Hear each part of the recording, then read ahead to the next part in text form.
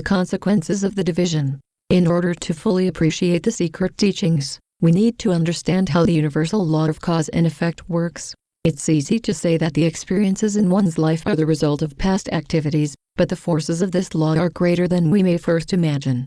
Every action, every thought, every idle word sets up reactions. According to the universal law, when one thinks a thought, that thought makes an impression on the universal consciousness.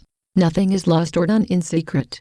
Everything is done within the universal consciousness, and the whole is affected by it, as well as all others within the whole. This isn't easy for us to believe, living in our own little worlds.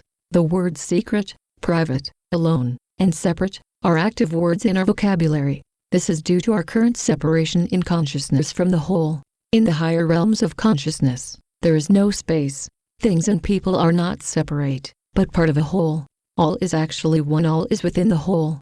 By increasing the focus on self, we have created the illusion of a self separated from the rest of life, but it just isn't so. Our individual actions and thoughts make an impact on the mind of the universal one, the whole. Thoughts are things. Thoughts are real.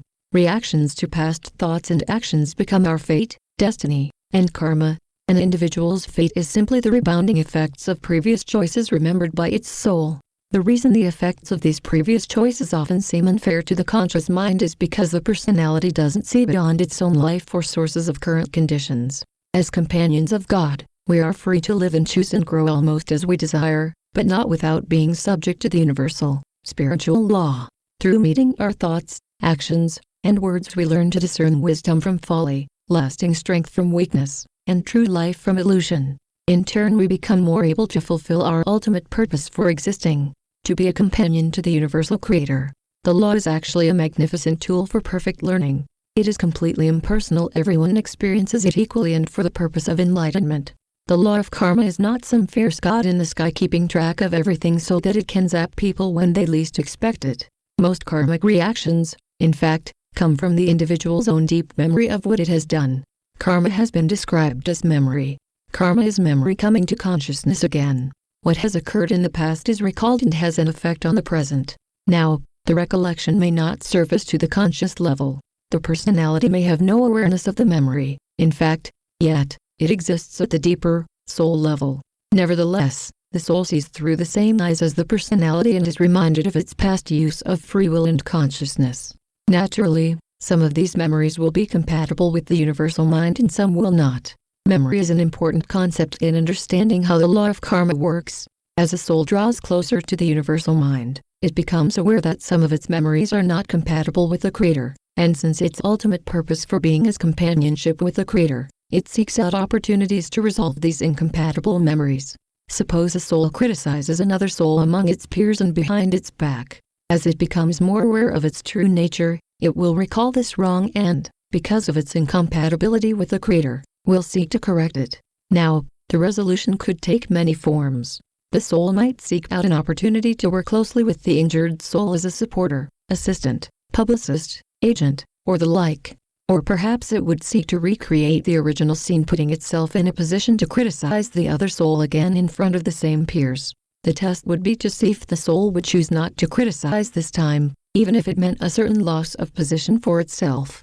Throughout all this, the soul grows wiser and more compatible with the Creator. If, however, a soul has gotten so far away from its true nature that it has no conscience, then the law of karma can become a formidable obstacle to any further free will action. Such a soul becomes surrounded by its karma.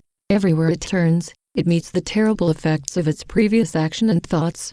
Yet, even a soul who has gotten in this pathetic situation can return to perfection because there is no total condemnation from the Creator or the law. If the soul turns away from its self-centeredness and begins acting, reacting, thinking, and speaking like a companion to the universe, then the law is just as perfect as it is with error.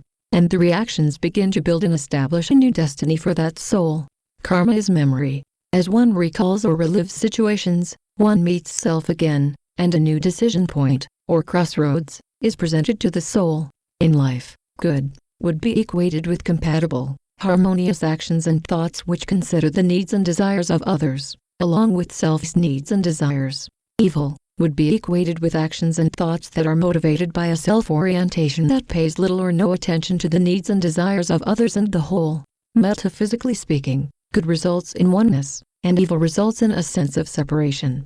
Decisions in one's life could be approached by evaluating which choices promote greater oneness and which promote separation. One must meet every bit of one's karma. However, there is a way that it can be modified, softened, even ameliorated. If a soul, knowing another soul has wronged it, forgives that soul and holds no lingering resentment, perhaps has even forgotten the wrong in the depths of its forgiveness and understanding, then it begins to take hold of the power of forgiveness.